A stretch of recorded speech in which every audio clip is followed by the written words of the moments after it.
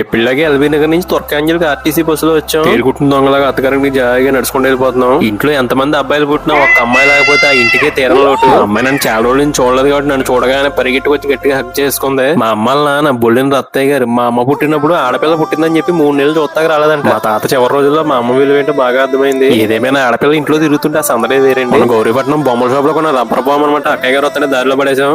అల్లుడు వచ్చాడని తెలిసిదాకా అక్కయ్య గారిని బయట భయపెట్టేసాం. అక్కయ్య గారు చేసిన అటుకులు పులిహార కడుపులో పడేసుకున్నాం. సింపుల్ గా ఏదైనా కొనుక్కుందాం అని చెప్పి చిన్న బజార్స్ బయలుదేరాం. భార్య గారి కోరిక మేరకు షాపింగ్ మాల్ అంతా లైటింగ్ తో దగదగా మెరిసిపోతుంది.